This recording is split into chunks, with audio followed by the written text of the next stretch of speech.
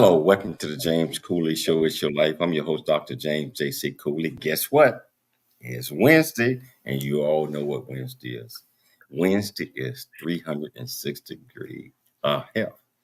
And every Wednesday, like always, I got my main man, Dr. Michael Mantell, here to help co-host this great show that we have because we have some of the brightest doctors in the United States of America coming on the show and just giving us all type of advice, insight, and just encouraging us to be the best that we can be by doing the things that they recommend. So, whichever platform that you're watching us on, whether you're watching us on the E360 television, Transfer TV, YouTube, LinkedIn, Twitter, 55 other live streaming platform. Welcome to the show. And if you want to be part of the conversation, all you have to do is go to that platform, ask any question that you might have. And that's this great guest that we're going to introduce in a minute.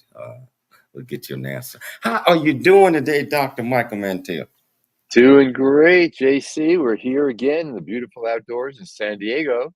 It was so beautiful last week. I decided, why not? Let's do it again. Maybe this will be a permanent fixture for a while. The weather here is gorgeous, and we have visiting family. So we have a wonderful guest. It's going to be a great, informative, and very helpful program today.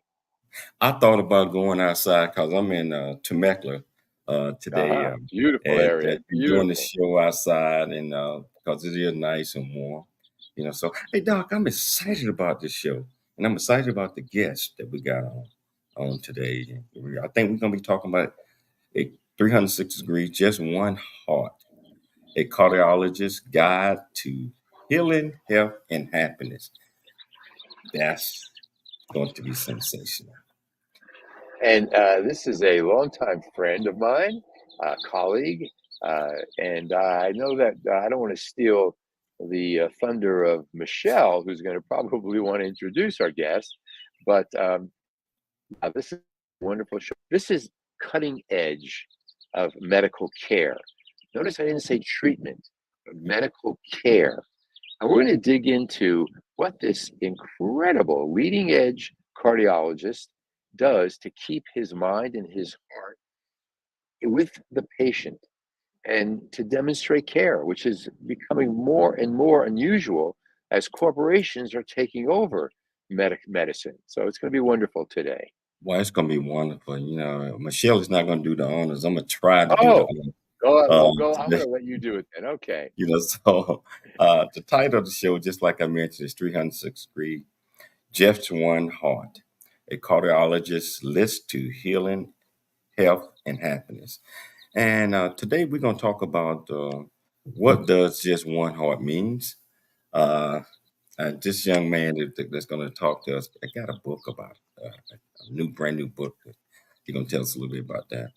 We talk about sciences, the crisis or four dimensions of the heart, science of the mind, heart connection, harnessing the power of mind-heart connection, live and lead with just one heart.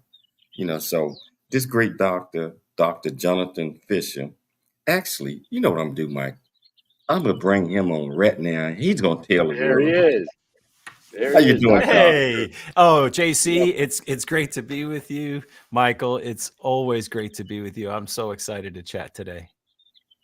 Jonathan, we have so much to go. Oh, thank you. We have so much to go into, and we can talk a lot about the science of the heart and mind connection and what just one heart means.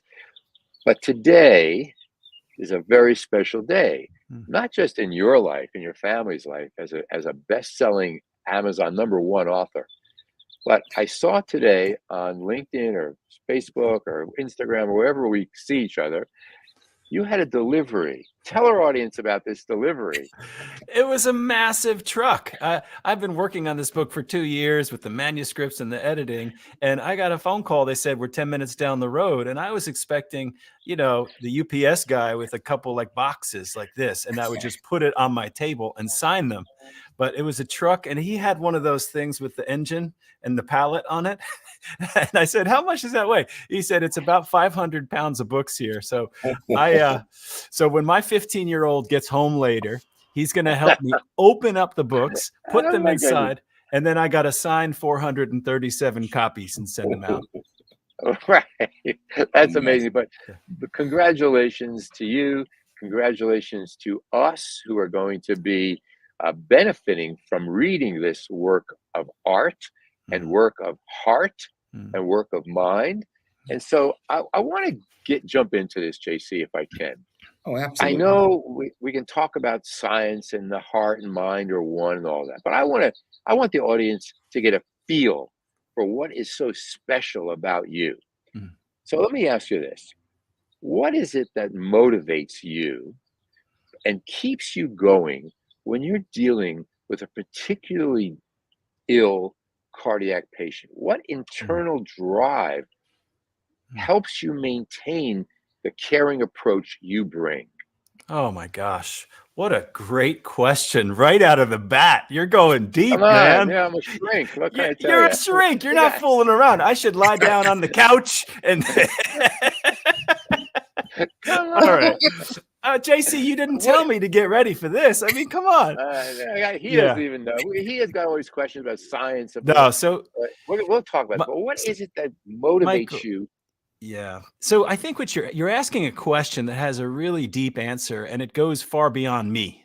This is not unique to what makes Jonathan Fisher want to help people. There's something I think very core about human nature, and that is when we see another human that's suffering, there's this instinct. I call it a survival of the species or of the fittest or tribal instinct. But I think there's this core instinct that we're all kind of born with, that when we see another being who's suffering, we want to help them. And that's kind of the starting point. And then I come into the world, and I've got a father who was the town doctor. So I'm this little kid looking up at dad, and then he finishes dinner, and then I say, "Where's dad going?" "Oh, he's going downstairs into his office because he has more paperwork to do for all of today's patients." And then I would see, if you see our house, patients would walk to the front door of our house and just walk right in the ground level, and he would do x-rays and stress tests in our house. And so I grew up looking up to that, and I saw how much people respected him and looked up to him. And I think I wanted to be like my dad, and I still want to be like my dad.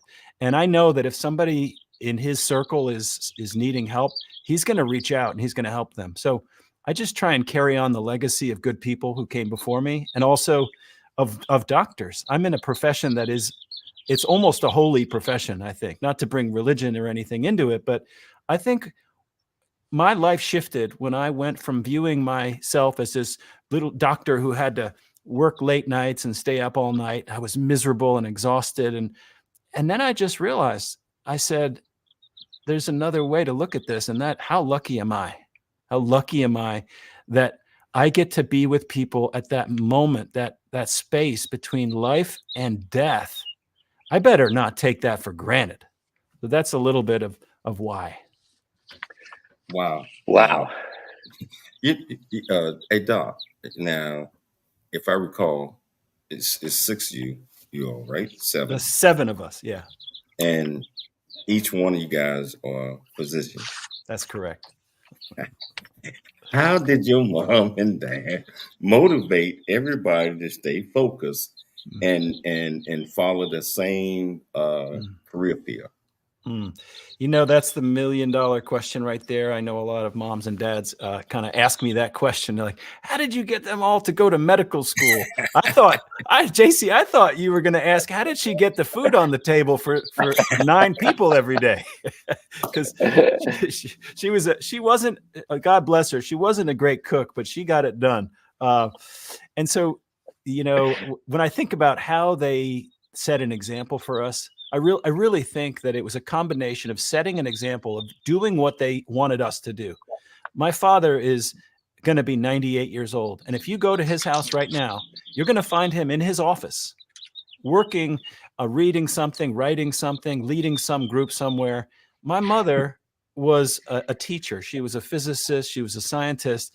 And until she was in her late 80s, she was teaching classes to various people about various things. So I just think we watched our parents, and we like to copy people that we admire. And it was like the duckling effect. Like the oldest, he went into medicine. He went on house calls with my dad. You see that black bag right there? Oh yeah. This is an old-timey doctor's bag. Michael, you recognize that. It's Of a course. leather bag from the 1930s. And that was, my dad handed it down to my oldest brother and all the way down. So it's really, JC, a legacy. And we didn't have to think about it that much. We just knew we had to kind of toe the line. Wow. There's a saying that says, it's not what's in the black bag that's healing. It's what's in the heart of the person carrying that black bag that's healing. And what we're hearing from Jonathan, and what we're going to read about in his wonderful book, Just One Heart, is exactly that. Jonathan, I want you to talk about what self-care practices you rely on to avoid burnout. Your dad, thank God, is 98 years old, still going at it. Obviously, burnout was not part of the discussion in his life and his milieu, but it is in ours. Everyone is almost bragging about burnout. So what self-care practices do you rely on to avoid burnout and to stay emotionally available with your patients? Wow. Can you hold that question until after the break? Absolutely. So, we want to pick it up directly after the break. That's a very good question. So whichever platform you're watching us on, if you want to be part of the conversation, all you got to do is go to the platform. Ask any question that you might have. I promise you we'll get you an answer. It's your life, and we'll see you shortly after the break. I never wanna leave. Yeah, I'm right where I wanna be. It's something you and me. And I can't get rid of this feeling. Just like a magnet, we're just like a magnet. The things we have can't be taken for granted. Now I know that it has always been you. I can't help it, I'm so drawn to you. Just like a magnet, we're just like a magnet. The things we have can't be taken for granted. Now I know that it has always been you. I can't help it, I'm so drawn to you. Hey, I'm so drawn to you. I'm so drawn to you.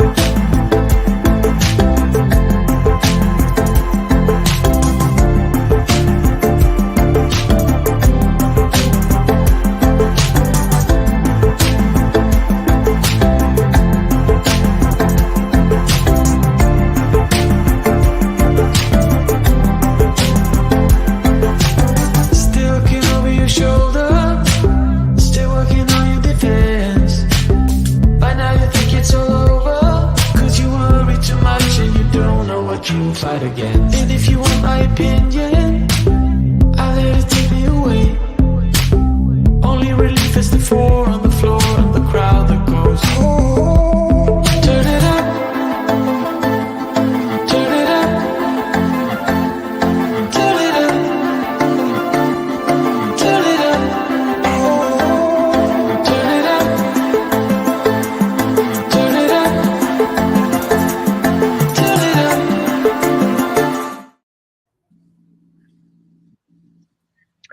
We're back. Hello there, Yes. Michelle. Hello. How are you? Hey, Michelle. Hi, Dr. Fisher. So, Dr. James Cooley, he will join us in a minute, but we are having a fascinating conversation. 360-degree health, just one heart, a cardiologist's guide to healing, health, and happiness. And we're going to continue with Dr. Jonathan Fisher, an amazing cardiologist. And I'm going to give the floor to you, Dr. Michael Mantell, talking about his new book and how it can help readers build their own self-care. So please take it away. Great. So right before the break, I asked about your own self-care practices, Jonathan, and how that helps you deal with your own I should say, remain emotionally available to your Mm, patients, mm, and how you reset after difficulties. So let's talk about that. And I want to talk about how the book can help readers do the same thing. I love the question, Michael. Michael, this is a question for a lifetime. I mean, people spend their lives figuring out how can we cope with this thing called life, where there's suffering and there's pain and there's unexpected and there's uncertainty and the unknown and there's fear. All of this is part of life, and we don't get the instruction manual. And so I felt myself fumbling for years while I'm trying to take care of patients. I noticed that my natural, we talked before about that natural empathy and desire to help people. I didn't have access to any of that. I was just a brain kind of walking around on stilts, like listening to figuring out the diagnosis, giving the medicine. I would say, self-care, first of all, I want to be careful with the word self-care, because this whole idea of the self, this whole industry is a $1 billion industry, self-care industry, self-help. I think it's steering us in the wrong direction when we focus too much on that, because what we now know from all the science and how to live to be 100 years old, it's not about the self. It's about caring for others. And so, and now here's where it gets interesting, right? And this, we can't just care for us. It's like, it's like Hillel said, the famous quote. He said, if I'm just for myself, who am I? If I'm for others only, who am I? And if not now, when? And so in a sense, we have to do both. We have to focus on caring for ourselves. And we also do that with the intention of how can I then care for others? Because whether you look at volunteering, charity work, service, people who do good for others live longer and live better.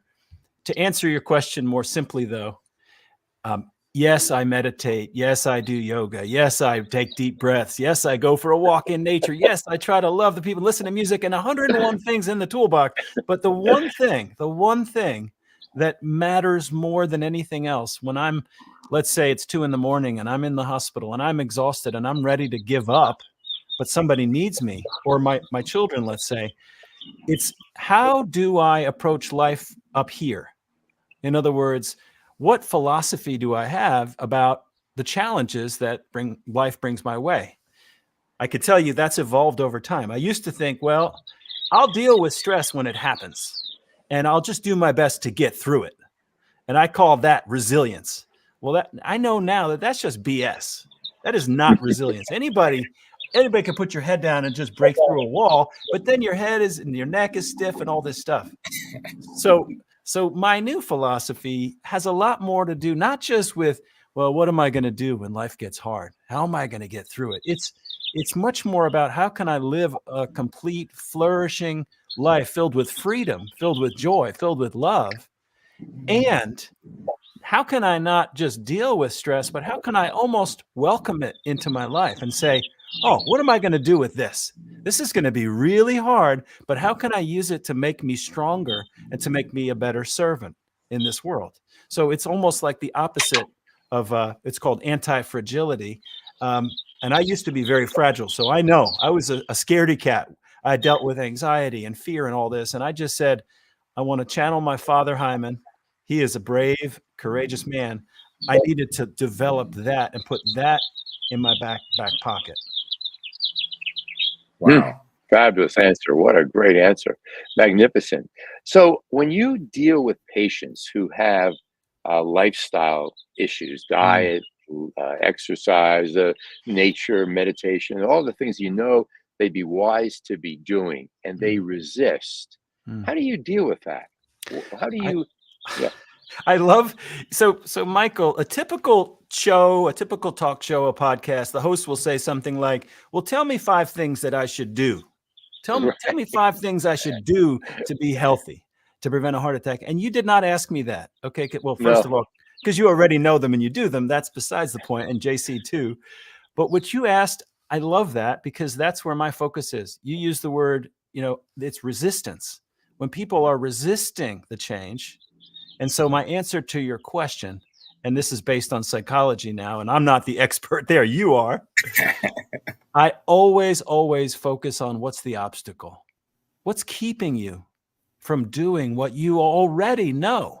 I had a patient yesterday, and he wanted to talk for 30 minutes about all these things. He's got high blood pressure, high cholesterol. He's going to have heart disease, and he he said, well, aren't you going to talk to me about nutrition more? And I had already talked for 10 minutes. And I said, let's just stop here. Let's just cut to the chase. Are you telling me you don't know the stuff I already told you? He said, no, I already knew all of that. I just want to do it. I want it to be easy. And so my answer to your question, Michael, whether it's getting people off the couch to go out for a walk or lift some weights or eat, not eat the cheeseburger, but eat the salad, it's getting into people's minds. It's asking them questions. Well, if you know this is good for you, what is it about what's in your life right now? What stress are you escaping? What pain are you not looking at? Are you numbing out by eating the potato chips? And how can we set up an environment in your house, with your friends, with your spouse, so that everybody lifts you up? Because again, with the self-help comment, we're all trying to do this ourselves. We know that people who stick with healthy habits, they have a community. And that's why this kind of a conversation we're having is beautiful, because it's about community. It's not go do it by yourself. Now, your Wow. book, Just One Heart, of which you have 500 pounds delivered today. Magnificent. Yeah. You have a copy to show us? I do. Yeah. So, Great. There it is. so this is the spine. It's a nice, it's juicy. This is the side cover. And this is Just One Heart, a Look at that. cardiologist guide. Beautiful. This is a pre-sale copy with that stripe. The other one doesn't have it. And so this is my heart here. I put, 10 years of thought into this and 2 years of writing. Can you tell our viewers and listeners what is meant by just one heart? Oh, JC, one thing that makes life interesting for me is I like to find meaning in everything. Sometimes I spend too much time in my head thinking about what does that mean? And what I really like is making meaning. So we create our own meaning of our lives, whatever we want to make it. So for me, the meaning of Just One Heart, it has really 4 or 5 different meanings. The first one is the most obvious, and it's the most important message, which is if people come to me and they want to protect their physical heart. Doctor, I got a busy life. Just make sure I don't have a heart attack. And I say, it's not just about the physical heart. I want to know why you want to live. I want to know what you want to live for. I want to know what motivates you, because all the other stuff, it's not about the physical. So just one heart means that our physical heart is connected with our emotional heart, is connected with our social heart, is connected, most importantly, with the 4th dimension of the heart, is the spiritual heart. And I mean that in terms of connecting with something beyond ourselves, greater than ourselves, a purpose, a cause, a community. So JC, the first meaning of Just One Heart is that you can't separate and say, well, I'm going to go to church or synagogue or the mosque and pray, but I'm not going to eat healthy. That doesn't work. And the science, and we're not going to get too nerdy today, but I go into that in the book. I explain how our spiritual life, our emotional life, our relationships directly affect the physical shape and future of our beating heart in the chest. That's the first meaning. The second meaning of Just One Heart is that right now, how I'm feeling, whatever energy I bring, you are experiencing that. And if we were to hook you up to a monitor right now, and we were to spend time together, over time, your heart would start to beat in a similar fashion as mine. Your blood pressure may go lower, just like mine is when we're feeling calm, or the opposite when we're excited. And the third meaning of Just One Heart is if you and I have that connection, which is the way that we're wired, we forget it. We forget our connection. We get caught up on how we're different. We look different. We talk different. We sound different. But I'm saying we have the same heart. And the third meaning is what happens in the community in terms of if we put all of our hearts together towards some mission, some purpose, the change that we can bring about. And we can move past war, we can move past conflict, which is happening, and we can remember that at the root of it all, can we just remember that we've got the same red blood that beats in our chest? Wow. That is incredible how you broke that down, Doc, and explained all these different things. So Doc, how does psychological factors such as stress, anxiety, and depression impact the cardiovascular heart? JC, there was a patient I got called about one night, and the emergency room doctor said, we have a woman having a heart attack. We need your help. And I came in, but the problem that didn't make sense is that she was only 50 years old and she was healthy and she was a runner who didn't smoke and didn't have diabetes. And I just couldn't figure it out. And I took a picture of her heart with an ultrasound, and I could see right away that her heart was not beating properly. It had already swollen and it was weak. The shape of her heart changed. And I just had a feeling it wasn't a typical situation. So I asked her, was there any stress in her life? And she told me that the day before, her daughter was readmitted to drug rehabilitation. And this weighed on her heart. The question now is how? How does that happen? How can emotions like grief or anger or hostility, which we see so much, how can that literally break the heart? Well, there's 3 ways. Real simple, real simple. You're having an emotion like grief or anger. And Michael, you better stop me because you know all this stuff. But there's 3 ways that our emotions affect our physical hearts. It's the mind, it's the body, and it's our behavior. So when we have a thought, a memory, a reflection, a prediction about the future, our mind has that thought and our emotions fire up the amygdala, which is the fight or flight center, and then releases a flood of hormones, what's called cortisol, dopamine, epinephrine, and those flood our body by our blood vessels. Every heartbeat pumps out this stress hormone. Now we're in the body, so we've got mind, body, and behavior connecting that emotion with the heart. The body then results in a higher heart rate, a higher blood pressure, a thickening of the blood. Our hair can stand our end. Our stomach acid can increase or decrease, depending on which emotions we're talking about. And then the last, JC, the last way that whatever emotion you're having, whether it's what I call a heartbreaker emotion, which is what that woman had, or what I like to call the heart waker emotions, like joy, optimism, gratitude, love, empathy, and compassion. The final pathway there, and we've talked about this a little bit, is behavior. How do emotions affect the way we behave? And you could either behave in a way where you start eating unhealthy, you are mean to people, you lose your friends, you become isolated, lonely, and depressed. That affects the physical heart as well. So the answer is there are 3 pathways that connect emotions, our thoughts, our memories, and our beliefs with our physical heart beating in the chest. Wow. We're going to take a station break, but this is a lesson. This is understanding. This is intriguing. And so we're going to take a station break, but we're going to come back and we're going to pick it up with Dr. Jonathan Fisher and Dr. Michael Mantell. If you want to be part of the conversation, all you have to do is just go to the platform that you're watching us on. Ask any questions that you might have. I promise you we'll get you an answer. It's your life, and we'll see you shortly after the break. Really get a chance to know who you are. And once you know who you are, you truly know who you are, love who you are. Love who you are. You're a masterpiece. Love who you are. Love who you were born to be. Love me some me. That's what I'm talking about. When you leave high school, you gotta know today or tomorrow, hopefully today, what your plans are. Hopefully, there is no bad decision unless there is no plan. Create, collaborate, commit with confidence. Commit with what? Commit with what? And everything that you do.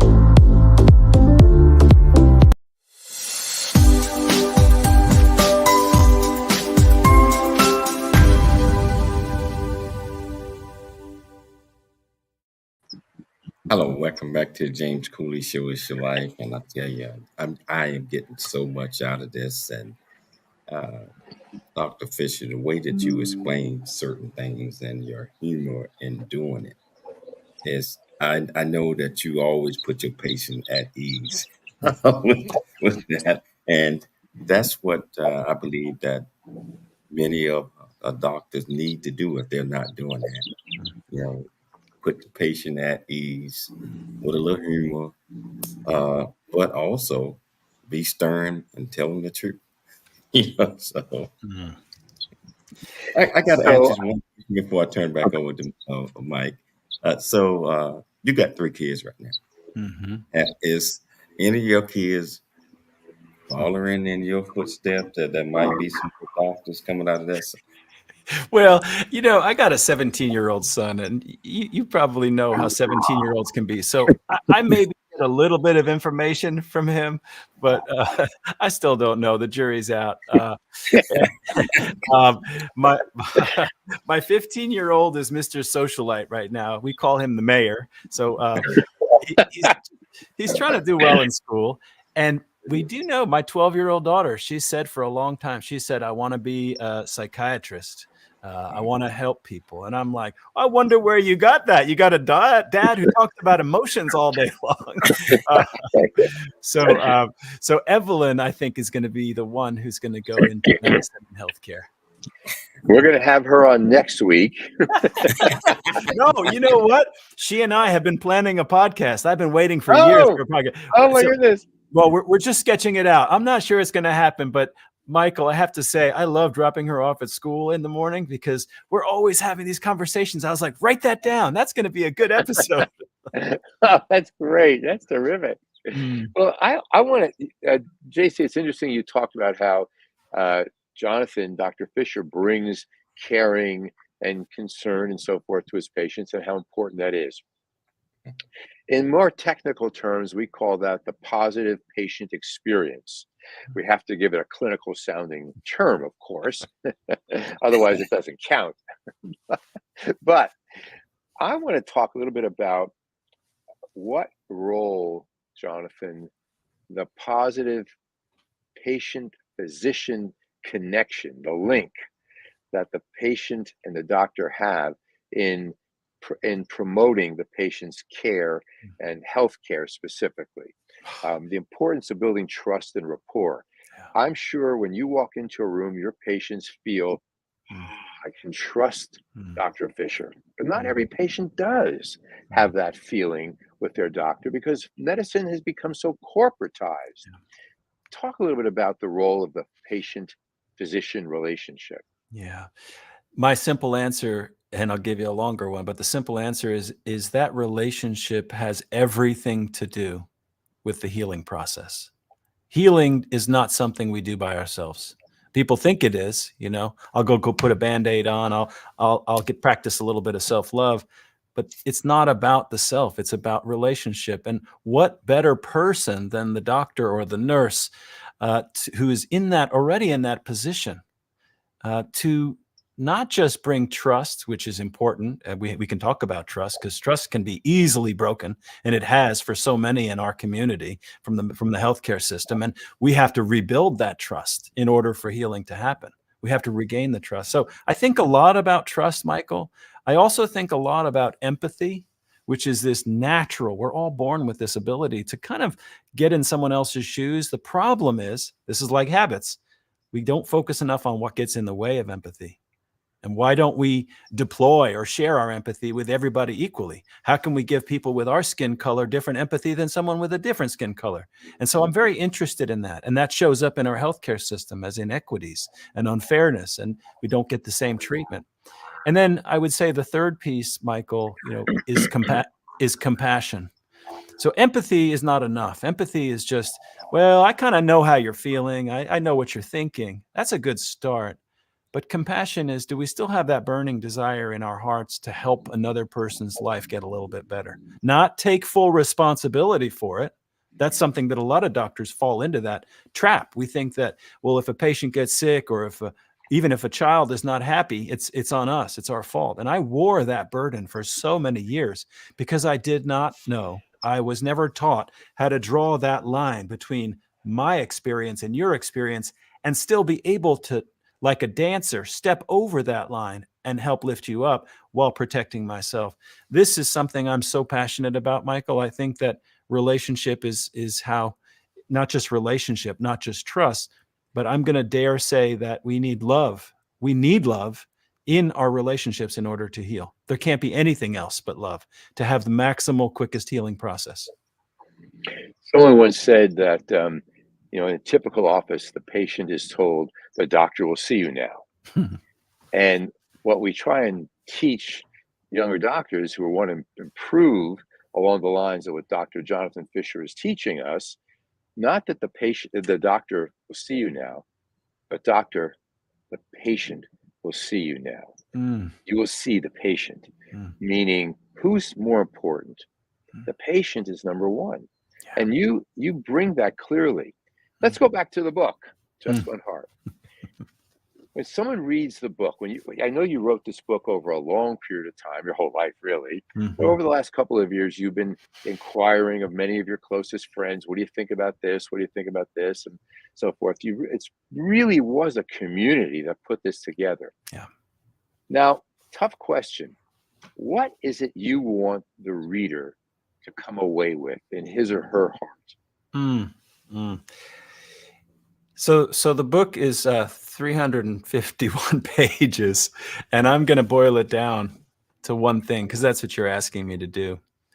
The message of Just One Heart is that when we forget the fact that we are connected, we share the same spirit, the same body, the same beating heart, that's when problems happen. That's when we become separated from each other. The message is, and it all builds up to chapter 12, which is how do we develop a warm heart? And I lived without a warm heart for so long. I really had built barriers around my heart because of fear, anxiety, just all the stuff we talked about that I had to work through to break down the walls one by one, or really to open the doors, let's say, in other situations. So the one message, Michael, is that life is hard. It throws a lot at us. We all suffer from loss. We all suffer from uncertainty. And there's this tendency to push away life and to push others away. My book's message is we should remember that we only have one heart, so we have to nurture it in ourselves. And then we do that so that we can help others as well, to open their hearts, to warm their hearts. And it begins with a message from an amazing person, Dr. J.C. Cooley, that I just love the message. JC, you said something incredibly powerful that really moved me. And you tell it to your audiences. You say, love who you are. Love who you are. Because unless we love who we are, we don't know what real love is. We may know how to get a little bit of something, but I find that the people that I admire, they love who they are. And that means accepting who they are and embracing who they are, the good, the bad, and the ugly. Or as Carl Jung, the psychiatrist, said, the dark side, the shadow side, and Darth Vader side of all of us. And Right. so can we love who we are so that we can love others better? And in that loving, can we heal our hearts together? I believe that you must embrace that. Know yourself, love yourself, accept yourself before you share yourself. Meaning that loving who you are. And if you get that locked into you, it's easy to love, to be authentic, and to just have a caring heart. So, hey, Doc, I want to ask you about, in your book, you talk about the 4 dimensions of the heart. What does exactly do you mean by that? Yeah. As I was trying to figure out what I was missing in medical school, JC, because I was missing a lot. I mean, I read a lot. I'm the type of nerdy guy who, when I would read a book, every single page would have like highlighting and circles and all this stuff. And there was a section on the heart, and it was about the beating heart. And then as I moved in my career, I was internally, as I was helping others, my emotional heart was suffering. I really was lonely. I really was anxious and stressed. And then I started to get chest pain. When they would call me with an emergency, I could feel it in my own chest, but I would not dare share that with anyone else because That's not a good look for a doctor to be nervous, right? But we are sometimes. And so I realized that there was more than one part of my heart. And so what I did was I read through, I love history. So I looked throughout all of history, and I looked through every culture in the world. And I said, when people talk about the heart, what are they talking about? They say, I love you with my whole heart. I love you from the bottom of my heart. I'm going to wear my heart on my sleeve. These kinds of conversations. And so I said, well, there are actually 4 dimensions that we refer to. And one of them is the physical, the beating heart. The second are our emotions. The heart has been the symbol of human emotions for 3,000 years or more, whether you talk about ancient Egyptians, the Incans, the Mayans, the Buddhists, whatever. So the first is the physical. The second is the emotional heart. The third is the social heart. You know that heart emoji that we use all the time?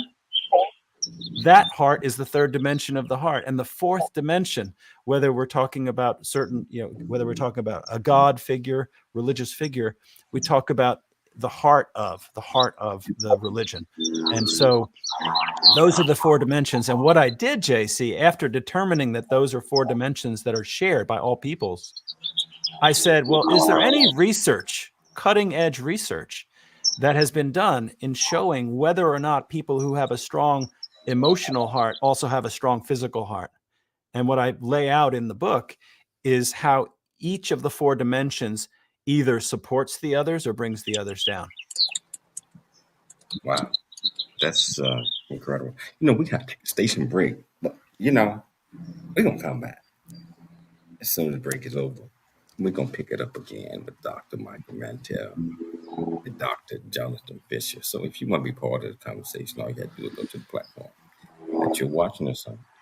It's any question that you might have, I promise you, we'll get you an answer, because it's your life. And we'll see you soon after the break.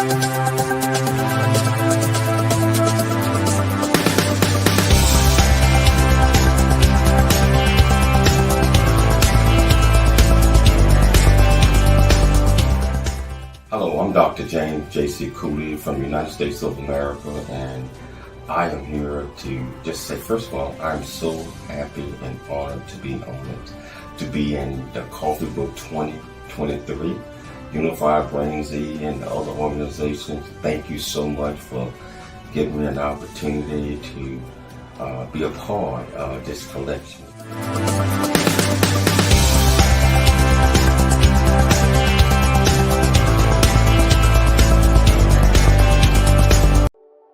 Noah Dingley here, producer of The James Cooley Show, It's Your Life. And the new audio version of James' book, Country Boy, City Boy, A Journey That Ain't Over Yet, is a must-have. James shares his true life story of struggle and success in America. It's both a cautionary tale and a roadmap to achieving the American dream. Get the new audio version of Country Boy, City Boy, A Journey That Ain't Over Yet by James Cooley on Amazon.com or wherever audiobooks are sold.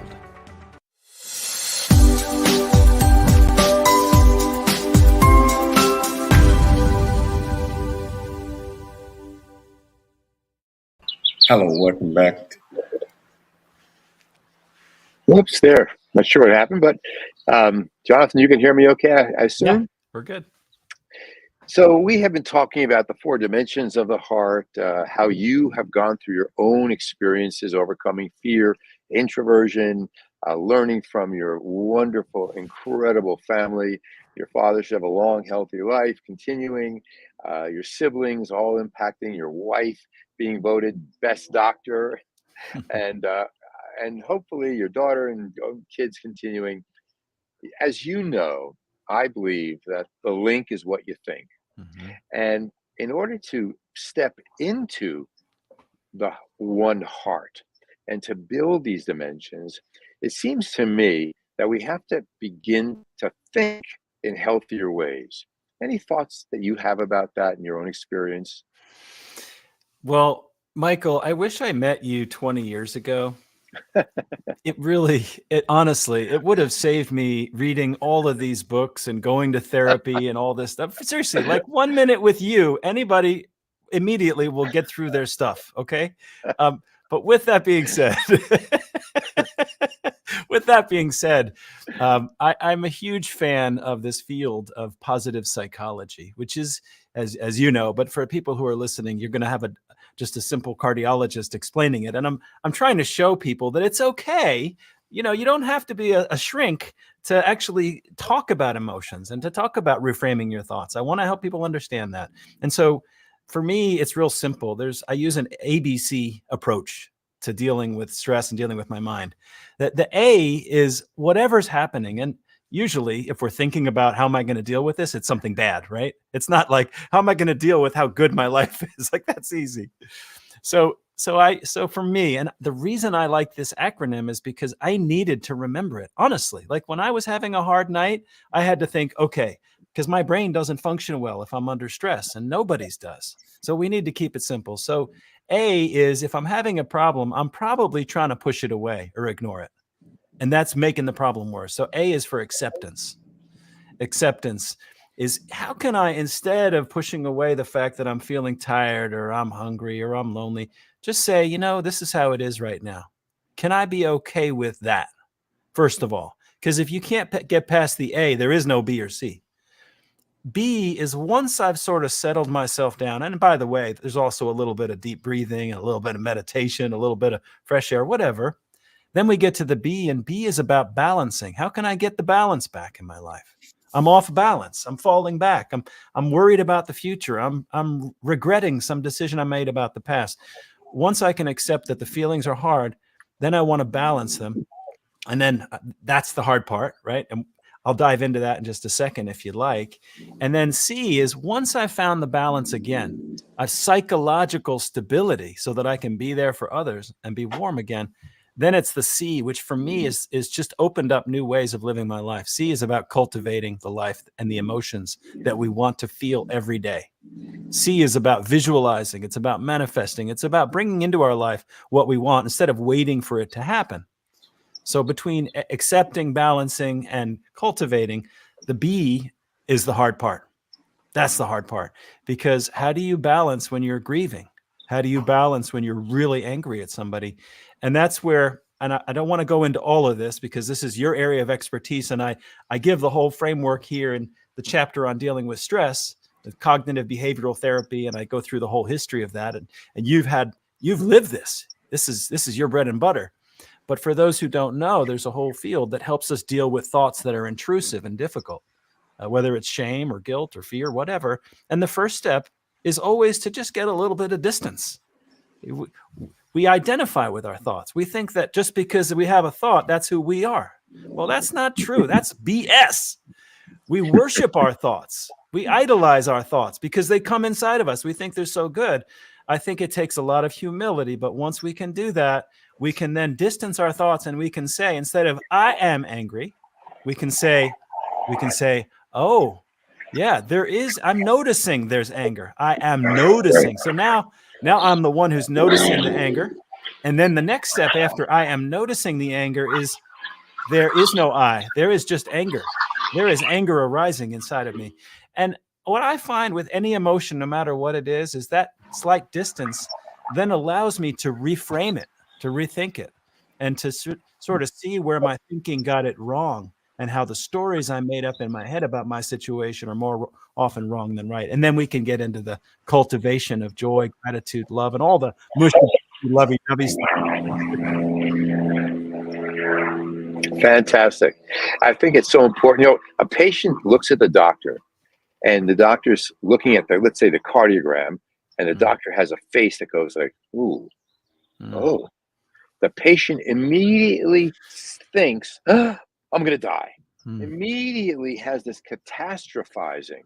And the doctor who understands that and can calm the patient isn't going to cure the patient, but it's sure going to help that patient become a better partner in that healthcare experience. You get that. I get it, Michael. And here's the challenge. You get that because you're a member, a governor in SAG-AFTRA, and you have a history on the television screen. And so what you realize, in addition to being a great physician, is that you realize that people are watching. People are watching. And JC, you have an incredible media company. You know, you've got 50 channels streaming live right now. I can't even count how many there are. And so what if we were to take this concept, this skill, and tell physicians, hey, wait a second. I'm not telling you should be an actor, but we are saying that a relationship is based also on intention, what I want for you, but that's not enough. We have to be aware of the impact we're having on another person's feelings based on the way, not even what we say, but how we walk in the door. More than 90% of communication is nonverbal. Before I open my mouth, you know how you feel about me. And so we have to teach our physicians. And while we're at it, let's teach our lawyers and our businessmen and our teachers this skill of emotional intelligence, of understanding how other people's emotions are impacted by our behavior. Wow. So many patients who are listening right now are thinking, boy, my doctor never talks about this. I walk in and he or she is busy looking at their computer screen. They look up and they go, hi, how are you doing? Any complaints? Okay, but thank you. I'll see you next week or 3 weeks from now, whatever. And so this is very rare. And I want people to pick up this book, Just One Heart, and understand that you are stepping into the new medicine, the new health care. We're not talking to a provider here, JC. Dr. Fisher is not a provider. He's a physician. He's a physician. And he saw that in his father, and he's going to pass that along to whoever comes from after this. This is rare. When physicians became providers, the whole thing went to hell. Wow. And we thank God we have Jonathan Fisher, and I'm sure his wonderful wife, and the book Just One Heart to come help steer us back. So Dr. Jones, thank you, Michael. How can they get your book? How can they? What can they get it at?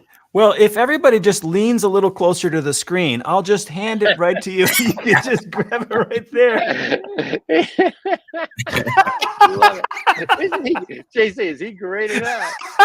Oh, that was a good one right there. No, I think what you're So right now, if you go to Amazon, just go to Amazon and just type Just One Heart, and by the time you get to the H in heart, it'll populate my name and the book, and you'll find it right there. Wow. It's already number one on Amazon, isn't it? Yes, I was very, very pleased. I released the digital version, and the next day I woke up and it was number one bestseller out of 100 books in all three categories. So I'm really pinching myself right now in this moment, and I'm hoping that this is a message that the world wants to hear. I believe so, and I want to thank you for taking the time to come on the show. But I also have to invite you back, man. This is so wonderful that I think, Mike, I think we need to do a part 2. No doubt. At least a part 2. And maybe I'm happy to. Maybe we'll be lucky to get the number one doctor in Charlotte. Yes. To join him. I'll ask my wife. We've never done a double date, but we could have a double date. Let's do it. I would love to get both you guys on at the same time. So that would be wonderful. Thank you. I want to thank you, Jonathan, for taking the time to come on the show.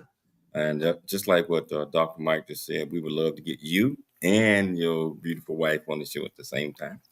Dr. Mike, as always, thank you so much, my friend. I also have to thank Dr. Michelle Cooley for putting together another absolutely fantastic show. But most importantly, I had to thank our viewers and our listeners for tuning in to the James Cooley Show, It's Your Life, Monday through Friday, 12 p.m. Pacific Standard Time, over on 55 different platforms. And I want everybody, I got to thank all of our viewers, but always leave in anything that you do. If you're leaving the room and going to wherever you're going, always think about dreaming big, think big, and be big at everything that you do. We'll be back tomorrow, same time, same place. It's your life, and we'll see you then.